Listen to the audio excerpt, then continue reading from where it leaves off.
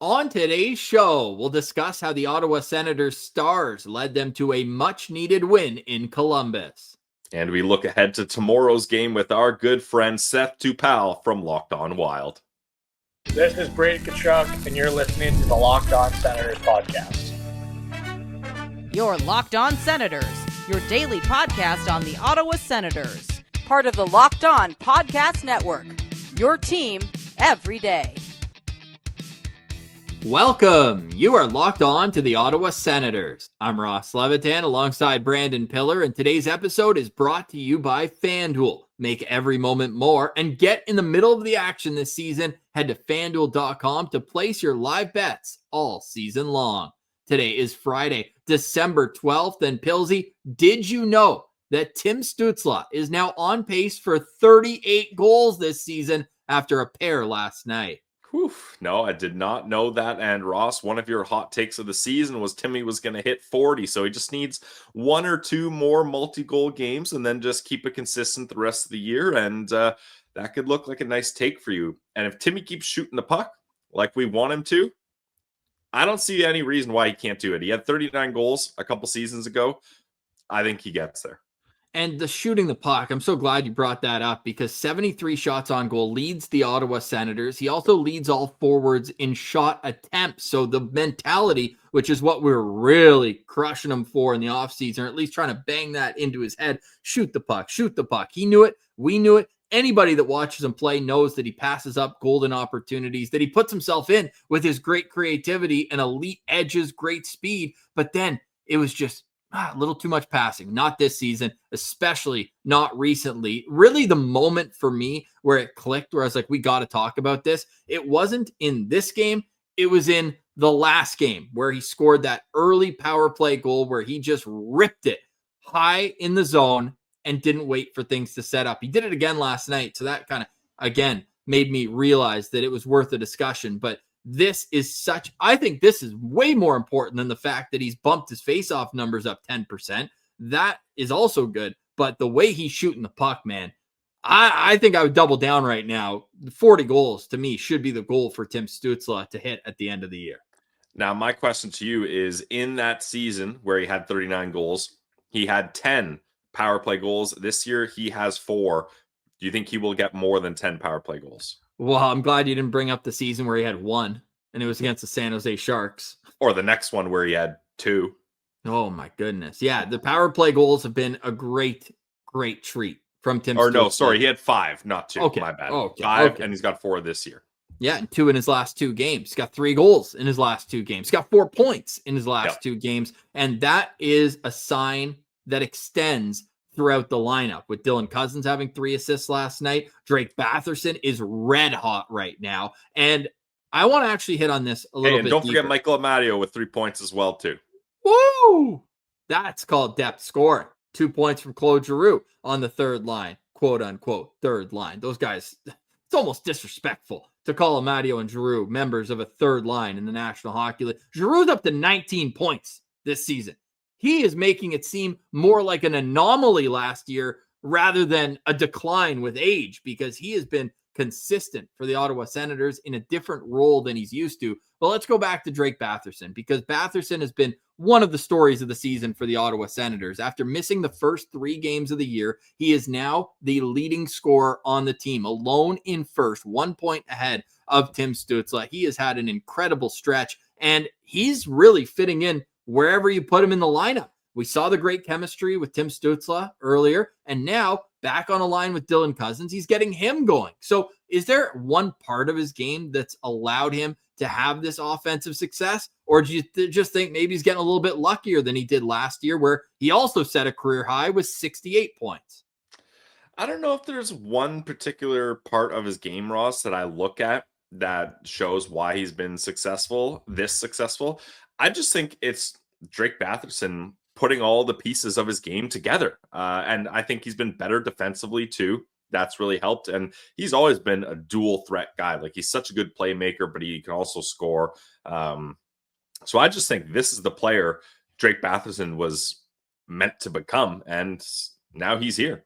Never wrong, just early. And that's me saying Drake Batherson would be a point per game player in the NHL. There's still a ways to go, but he's on pace for 85 points this season. He's playing a lot better defensively. This is a revelation to me at 5-on-5 because a lot of his damage, we talk about the power play, and there's nothing wrong with getting power play points, but last season he had 31 of his 68 points on the power play. Almost half of them came with the man advantage, whereas this year it's a little bit more spread out. He does have 5 power play goals, 10 total, but that's a third of his points this year are on the power play versus half almost last season. So for him to produce at 5-on-5 is really going to be a deciding factor in how the Senators' next stretch of games go, especially the fact that you've split up Timmy and Batherson. So to have them on each their own line, David Perron getting some confidence last night with a goal and an assist himself. So to me, even with the injuries, and of course you have to mention the impact that Shane Pinto had was leading the team in goals when he got injured, and the impact that that puts the rest of the lineup in, they're finding a way now to balance their lineup, and they're getting production. I did not think that was the best 5-on-5 game from Stützle, Tkachuk, and Zetterlund last night. And Travis Green after the game kind of said the same thing. They weren't as strong on the puck as they typically are. And we saw on the bench, Travis Green was giving it to Brady a little bit. And to me, the fact that the top line, and kind of grain of salt where Timmy has 2 goals in this game. Yeah, sure. One's on the power play. But to me, it was the Cousins line that won them that game, especially early.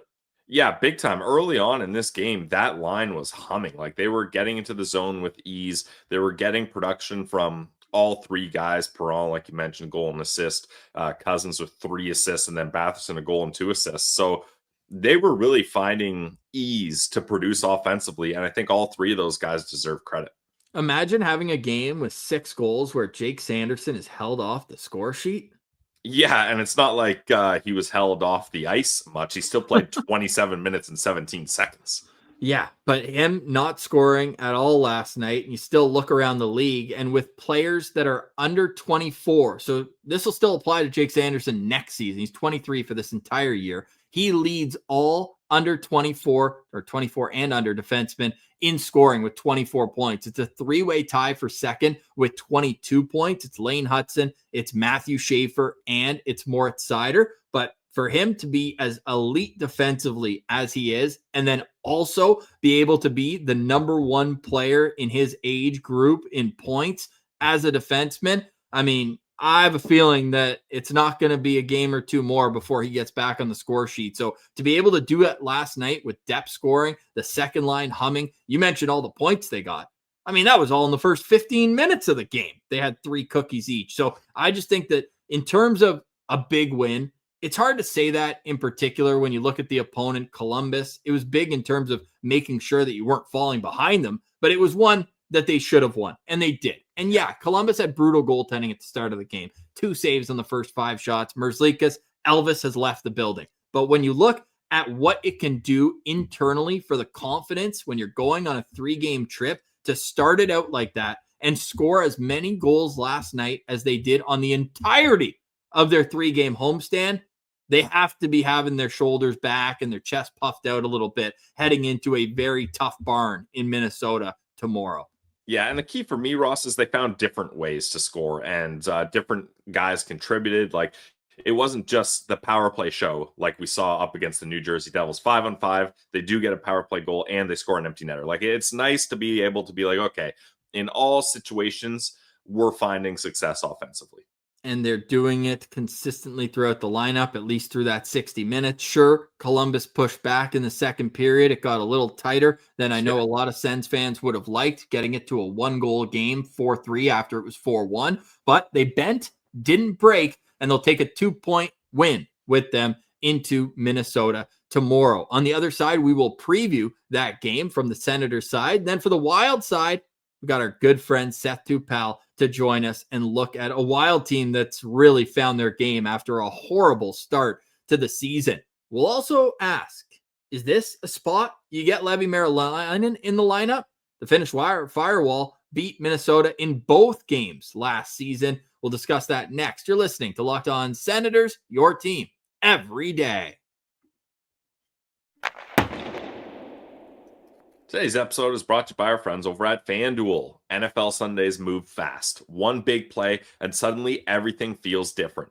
That's what makes live betting with FanDuel so exciting. You're not just watching the game, you're reacting to it in real time. With FanDuel, you can place bets as the action unfolds. Every drive, every momentum swing, every highlight moment. Live betting is best when the game starts to shift. A receiver getting hot, a defense tightening up, or a momentum flip after a key turnover. FanDuel lets you jump into the moment with live spreads and money lines that adjust instantly. Player props update as guys heat up. You can bet next touchdown scores, drive results, totals, and more. It keeps you locked into every snap, every drive, every possibility. So if you want to be right in the middle of the action this season, visit FanDuel.com and place your NFL live bets all season long. FanDuel, the game moves fast, and so can you.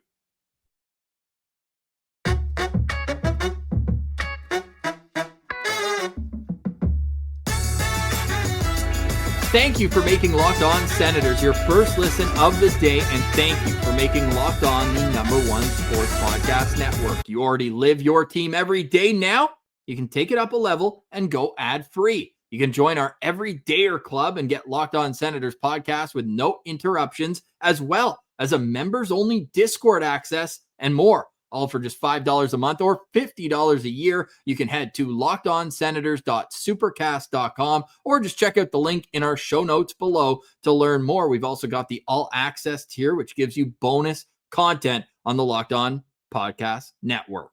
All right, Pilsy, Senators and the Minnesota Wild. 2 p.m. Eastern start. Note the start time tomorrow. It is a matinee, which means, speaking of your friends over at FanDuel, Pilsy, this to me is a Claude Giroux anytime point game.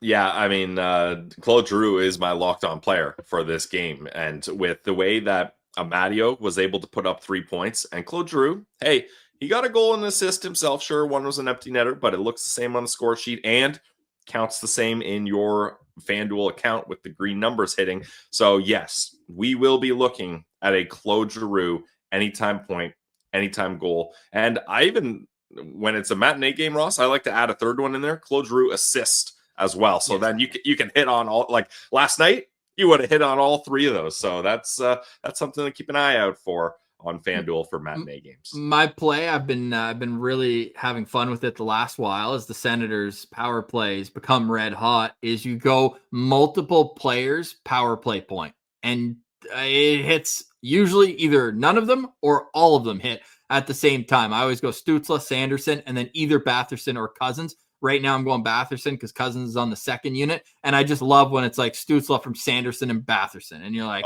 let's go, let's eat now. Okay, so the Senators will practice in about an hour from the XL Energy Center in Minnesota, or should I say St. Paul, Minnesota, the Twin Cities. But this is how they lined up last night, and I see no reason to change the forwards or defense. Tim Stützle between Brady Tkachuk and Fabian Zetterlund. Dylan Cousins centering David Perron and Drake Batherson. The third line, Ridley Gregg, who I felt like had his best game of the season last night, alongside Michael Amadio and Claude Giroux. And then Lars Eller on the fourth line, little asterisk there. He left the game, did not return last night, with Curtis McDermott and Nick Cousins. That leaves Stephen Halliday as the extra. We'll see if he fills in for Lars Eller. On the back end, Jake Sanderson with Artem Zub, Tyler Kleven with Jordan Spence, Nicholas Matinpalo with Nick Jensen. And this is my question to you. Would tomorrow be a Leevi Merilainen start?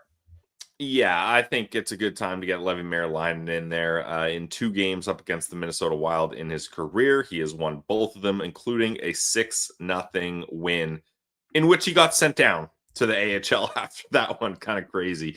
But yes, I think this is a good time for Leevi Merilainen to come in here. Again, not that necessarily the tough times for the Sens have been Linus Ullmark's fault, but I think it's important to get Leevi in once a week. I want to maintain that kind of schedule for the goalies here. Let Linus Ullmark play most of the games, but not every game. He can't be going on a big stretch like this. And you need Leevi Merilainen to get in games to continue his development process as a young goalie. So I think this is a good spot for it. And having the victory where he was unreal last year, it was 30 saves on 31 shots and a 3-1 win, where Claude Giroux also had an empty netter in that game, just like he did last night, but this would also be an opportunity for him to get back on track on the road. Now he's coming off that home loss against the Rangers where he allowed 3 goals on 27 shots, but this season he is 0-3-0 on the road, and he's 3-1-0 at home. So it is worth noting that it goes with his career numbers as well, where he has been much, much more efficient at home with a 7-1-1 record. He's 4-7-1 on the road. Now, a couple of those games were in a call-up situation as a 21-year-old rookie, or even 20 might have been. It was at the end of the season. It was a lost season as well. Played in Carolina, in Florida, tough games. But I really want to see Marilainen get the start in goal on Saturday, have Linus all rested and ready to rock and roll in Winnipeg on Monday for the prime Monday night hockey game.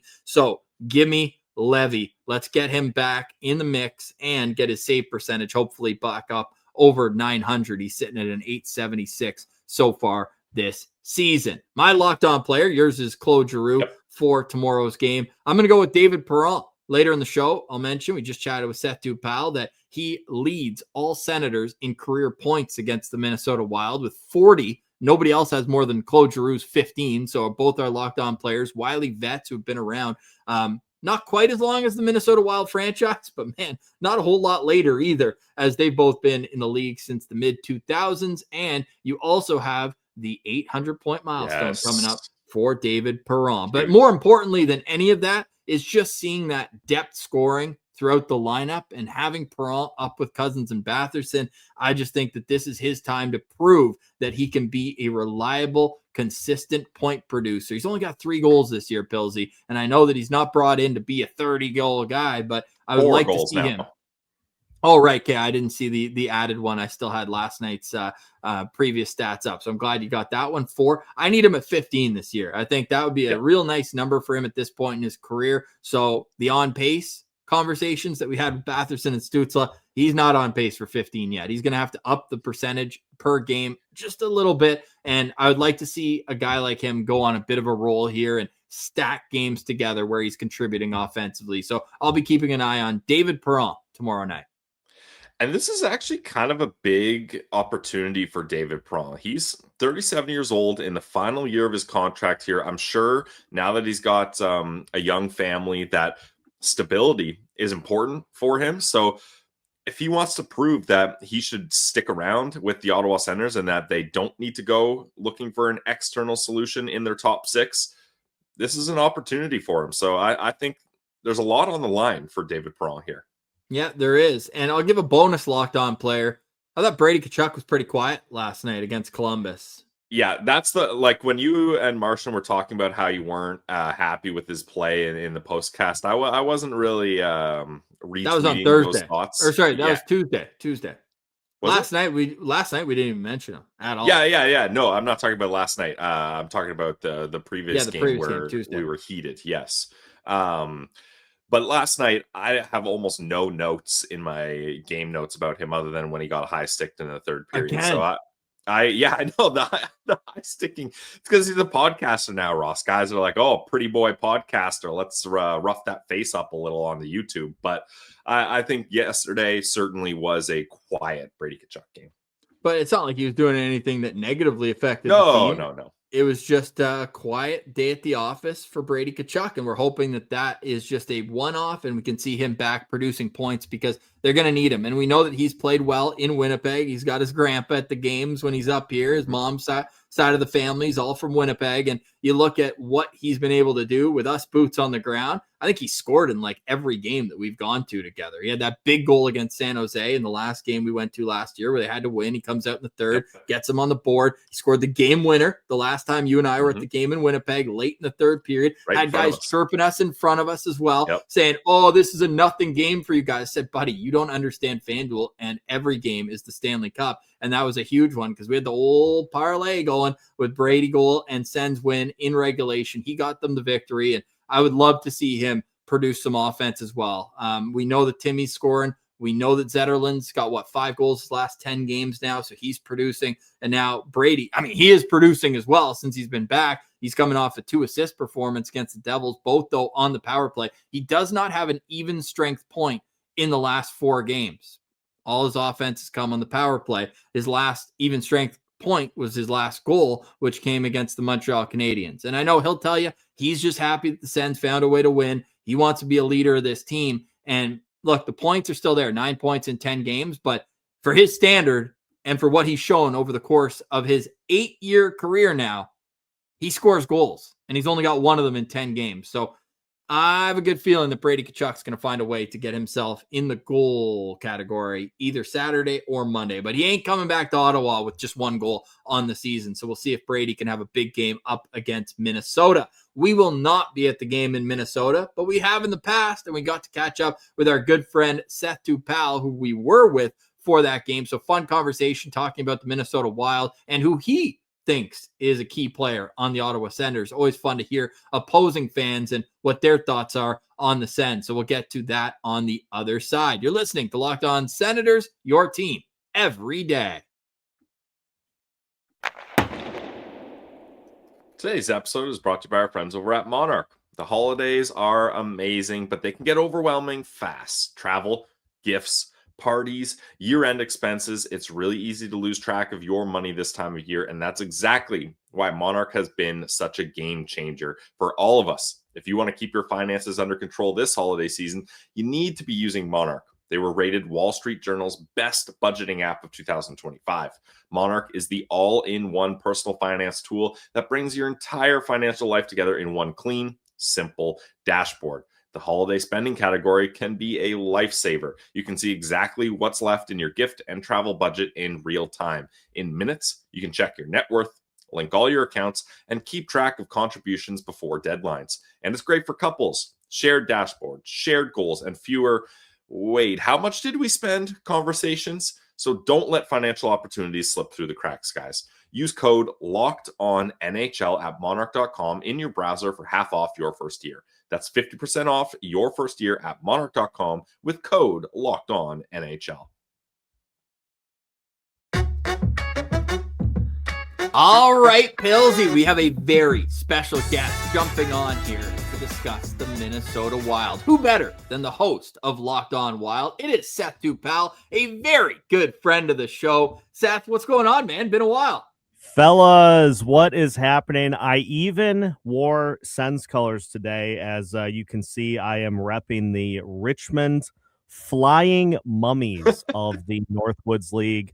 I'll go ahead and get close here in a second so that the listeners can check out the merch. Northwoodsleague.com if you would like to rep this sick hat with a mummy wearing aviator goggles. Check this out. Yeah, pretty decent. I will say, though, if someone has the option to wear that or that beautiful logo that's on Pilsy's hat, I don't know how many guys are picking yours, but we appreciate the hell out of you for joining us. We always love having you on, and it was awesome to get to know you a little bit more in person. What comes to mind when you look at this beauty for those watching on YouTube right now? Us at the XL Energy Center together a couple Aprils ago.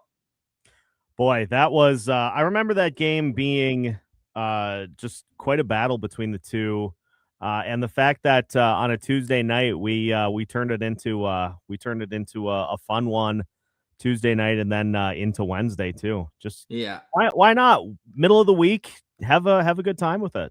It was a blast, and I feel like Minnesota, I mean, it's a state of hockey, so it's not like it's an undercover spot, but that rink is one of the cooler ones that I've been to around the league. The 100 level is like 45 rows long, really cool setup in there. The fans are engaged. It was a close game right down to the wire. It was one goal separating the two, so we had an absolute blast with this. But Pilsy, that was 2 seasons ago. Last season, it was a season sweep for the Ottawa Senators. 2 games, 2 wins. It was a tight one in Minnesota again, and then a complete blowout in Ottawa. Pilsy, what are you expecting from tonight's game? And then we'll get Seth's take on the Minnesota Wild.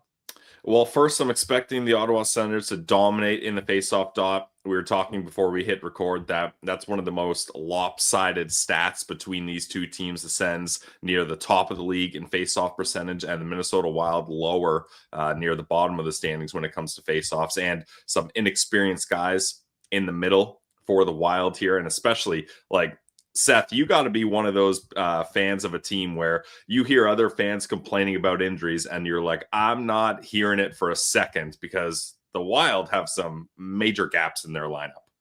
Yeah, you know that meme where it's stop giving me your toughest battles. It's a wild fan with bandages all over their head saying, "Stop giving me your toughest battles," and it's Jesus on the other side saying, "Okay, I'm sorry." It's just crazy, like the number of players that are out for this Minnesota Wild team. Matt Zuccarello, pretty pivotal piece offensively for this team. He has been in and out of the lineup. He missed the start of the year. He came back, then took a big hit. Now, it was a clean hit, but it still was one that the Wild were not super thrilled with. Zuccarello took kind of a shoulder to the jaw and ended up hitting his head on the ice. So he's only like 5'4", so Yeah. that'll happen. It's bound to happen. So he's been out of the lineup for the last couple games. It sounds like he is, as I'm being told, and I continue to just love injury designations in the NHL. He's more than day to day. That's all I know. So I don't know what that means. Like, are we talking 2 days, 3, 4, 5, 6, 7? I don't know. We'll see when he can come back. Marcus Foligno out of the lineup as well. Jake Middleton out of the lineup. So you're missing some of your size components. But the thing that I think has kept this Minnesota Wild team afloat, if you go with the theme of sugar and spice and everything nice, it's Boldy, Kaprizov, and whoever's in net. That's been the formula for the Wild here through the first 31 games of the season.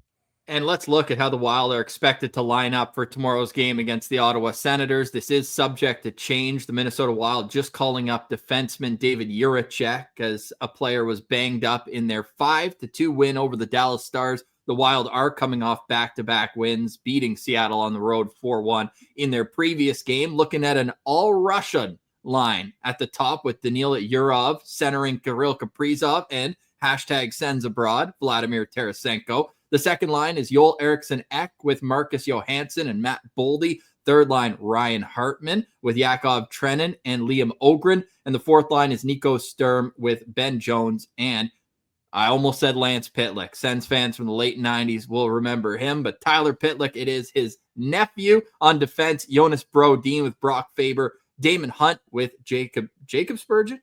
Jared, thanks, close. And Steve William with Zach Bogosian. Bogosian, as we looked up this morning, one of only 4 players left in the National Hockey League that's not rocking a visor. A real OG there. You got a Sens Abroad in goal with Philip Gustafson and Jesper Wallstedt. Is that one of the best nicknames, Seth, that you've heard in a while? The Wall of St. Paul for Wallstedt? Yeah, it's got to be. And, think about where Jesper was at last year. He played on a pretty bad Iowa team. His numbers weren't great. He got injured a couple of different times during the season. Now, from what I am told from those that cover the Iowa Wild a little more closely, he did put a good stretch of starts together at the end of the season. So that was cause for some optimism. I don't think anybody expected that he would hit the level that he has so far. 4 shutouts on the season. I mean, he's got 5 in his career. One of the best goalies in the league at this point in the season. He's been an absolute revelation for the Minnesota Wild. And guys, he reminds me a lot of Jake Ottinger. Just really, really technically sound.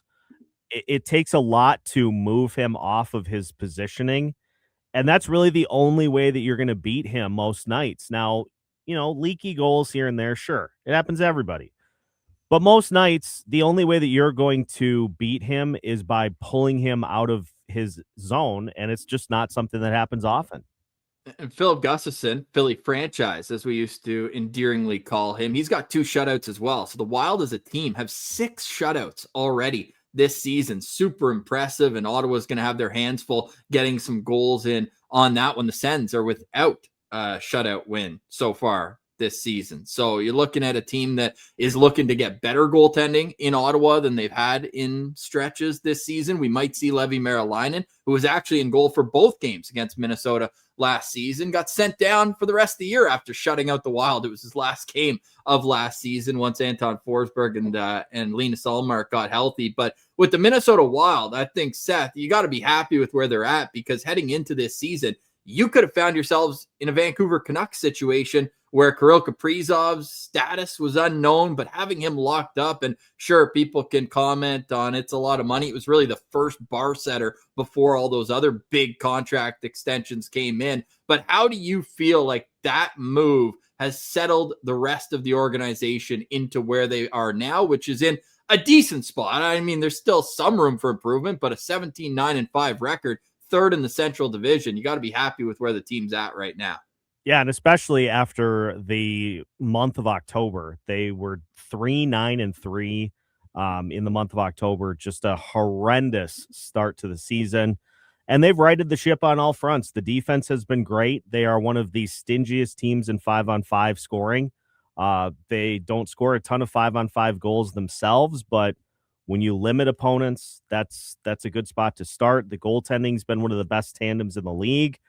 Kirill Kaprizov and Matt Boldy are on 40-goal paces this year, so that's kind of been pacing the offense. And it's just, to me, it's a situation any given night, if you can just get one other guy to step up and to give you a goal, maybe two, they stand a really good chance to win. I was about ready to walk the plank after the month of October, and now we're sitting here and the footing is solid. It feels like there's a good foundation for this team throughout the rest of the season. It just really does feel like it took them a while to get their sea legs under them, and now that they did, they're a force to be reckoned with. Maybe not quite Dallas or Colorado, but hey, they beat both this year. Yeah, I mean, we're not overlooking the Minnesota Wild at all. That's for sure, Seth. Now, I sorted NHL's team stats from December 1st on. So 5 games for the Sens, 5 games for the Wild, trying to find some more anomalies here. And another one, not just the faceoffs, is the power play. The Ottawa Senators have the top power play in the league in December, clicking at 41.2%. But the Minnesota Wild are down at 31st with only 6.3, only one power play goal in the last 16 power play opportunities. Is that just, you can point to all the injuries and be like, we got key guys out here? Or is there something else that you're noticing that's stopping this team from scoring on the man advantage?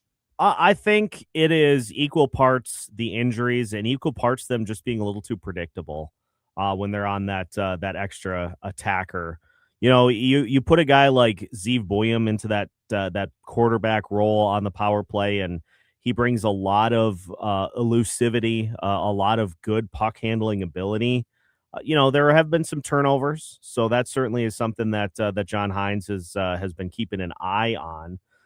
But without Matt Zuccarello, who is probably their best pure passer on the team other than Kirill Kaprizov, that takes away a lot of what you're trying to do.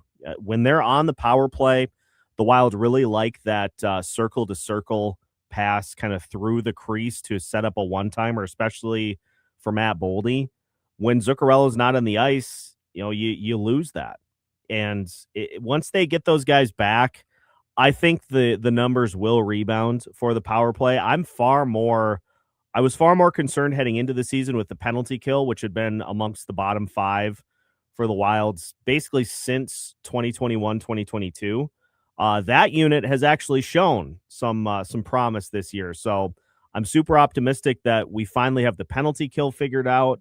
But at some point this season, I think the power play will right itself, and it may not get to the level it was at early in the season, but it's not going to be this bad. It's not going to be this bad for the rest of the year. Well, and when you have such a superstar talent like Kirill Kaprizov, that they're bound to go in eventually. And Kaprizov 4 games ago had a brutal performance, -4 in a 4-1 loss to the Calgary Flames. And since then, he's got a point in each of his last 3. And Pilsy, we talked in Ottawa about Tim Stützle maybe playing a little too much, averaging about 23 minutes a night right now with Pinto out of the lineup. Kirill Kaprizov has 6 games this season with more than 25 minutes time on ice. Oh my Kirill God. Kaprizov has played 20 or more minutes in 26 of 31 games this season. Are you worried at all, Seth, that this is going to catch up to him at one point? I mean, you would think it would, right? And it feels like something that is not super sustainable. It's kind of the same vein that I felt last year when the Wild played Brock Faber 30 plus minutes in like 7 straight games. And I'm like, yeah, no, we can't keep doing this. I think what it underscores is just the Wild just need they need that third option. They even need that fourth option. And to Marcus Johansson's credit, he has been that for pretty much the whole season this year. He's got 11 goals, which is the same amount that he had in the last 2 full seasons. He's already at 11 this year. So he's been a nice kind of a step up piece for the Wild this year, but they're going to need somebody else. And that kind of brings me to the path of, I think at some point they are going to make a big trade. You're going into the first year of Kirill's new extension next year. You finally got out of the Parise and Suter dead cap hits. It feels like it is time for them to really make a big step. The problem is nobody's really out of it at this point, unless you are the St. Louis Blues and the Nashville Predators. And on those teams, who are you really going to get from those rosters? I mean, maybe like a Ryan O'Reilly. Beyond that, there's not really a ton that's available at this point in the season. So you just kind of hang out with what you have, and you hope that teams fall further out of the playoff chase before the trade deadline. But final question for me, Seth, is when you're looking across the ice at this Ottawa Senators team, what's something or who's a player that you're kind of eyeing to keep watch on? Yeah, it's always kind of interesting. You know, you get to spots with like Tim Stützle is always a player that I keep my eye on. Huge fan of Brady Tkachuk. So I really, anytime there's an opportunity to see him do his thing, that's great. And I just hope, considering how the second matchup last year went, I just hope we can focus on the hockey this time and not all the other stuff. Well, I wouldn't mind if Curtis McDermott has a little chat with Ryan Hartman after his blatant attempt to injure our Timmy superstar last season. That game got out of hand in an early hurry in that one. And Hartman did pay the piper. He was suspended for 5 games, I think, after that one? I think so. It started at 10. I think it got reduced down to 8. Right. Yeah, that was a wild, and I mean, repeat offender. So that was kind of the story there right off of Face-Off. If you missed it, we posted a clip from the postcast on that one that blew up because that was just such an egregious play. But he is an effective player when he is in the lineup and is kind of doing that pass playing on, but not over the edge. So we'll be keeping an eye on that for sure. I'm also going to be keeping an eye on David Perron, who has 40 career points in 50 career games against the Minnesota Wild. So we'll be keeping an eye for that. And as a lookout player, it's got to be Kirill Kaprizov. We talked about the amount of time he's on the ice, so you'll be noticing him a lot when you're watching this game. He's up to 34 points in 31 games in this one. Seth, we know you're going to be all over this game over at Locked On Wild. We appreciate you for being a true friend of the show. We love the work you're doing over on Locked On Wild, and we look forward to doing this again before the Senators take on Minnesota in April, which, hey, hopefully both teams are in the thick of a playoff chase at that point. But we know that Sens fans will go over there and check out your thoughts after this game. So thanks for jumping on with us today. We appreciate it. Fellas, my pleasure. Let's hope that both teams stay healthy, stay hot. And let's have that matchup in April mean something for both sides. Stick taps to Seth for joining us. Make sure to go check him out on Locked On Wild. And shout out to all the everydayers making Locked On Senators your first listen of the day. If you're a true diehard citizen, the Everydayer All Access tier is built for you. You'll get one-on-one text access with us, as well as bonus content, an exclusive newsletter, and a 15% discount to the Locked On merch store. You can join it with the link in our show notes below. Pilsy, we've gotten through this show without mentioning Curtis McDermott. I know we talked about him in the postcast last night. Some people are mad that this stat is being brought up, saying that, hey, if you're going to say Curtis McDermott is 7-1-2 in the lineup, why aren't you saying that Brady Tkachuk's 3-8-0 when he's in the lineup? Are you saying that it has a direct impact on the game? No, but we love fun storylines, and I think that the Curtis McDermott one is fun. It also speaks to the fact that the top players on the Ottawa Senators are able to produce with extra ice time because it's been a rotating cast of guys who jump down and play with Eller and Nick Cousins and have been able to produce. But it also brings me to the fact that I don't think people will believe this. So I'll say it slowly. Curtis McDermott has 4 points in 13 career games against the Minnesota Wild. I'm just saying that he has been able to produce points at some point throughout his career. So I keep him in the lineup for the game against the Wild, whether Eller is healthy or not. Yeah, agreed. And you got Ryan Hartman on the other side that maybe if you don't want him to get out of hand and have the shenanigans go the way they did in the last game that these two teams played, it's good to have Curtis McDermott there. Pillsy, any final thoughts on today's show? Final thoughts for me is the Belleville Senators have a big weekend this weekend, Ross. They got to bounce back in a bad way, and they have an opportunity to do that. Home games still. First, up against the Cleveland Monsters, a team that is 6th in the division. Now, only 2 points back of Belleville, but still, that's a team that you should beat. And then the Bridgeport Islanders, who are 8-11-1. You gotta win both of these games. Like, this isn't just a, hey, we're happy with 2 points this weekend. It's your final 2 games on this homestand. Bad teams, or at least teams that are below you in the standings. Let's get 4 points here. Let's go. Yeah, let's go. Next time that you see us will be after the game on Saturday against the Minnesota Wild, and then Monday in person with Pillsy boots on the ground. If you're heading to the game in Winnipeg, let us know. We'd love to have some pints and see you at intermission, and we are fired up. We'll be in section 104 for the game on Monday. We'll see you tomorrow on the postcast. Again, it's a 2 p.m. Eastern start, so we'll have the postcast for you right after the game. For today, we say goodbye. Thank you so much for liking, watching, listening, and engaging with the show. For Brandon Piller, I'm Ross Levitan, and this has been another edition of the Locked On Senators podcast, your team every day.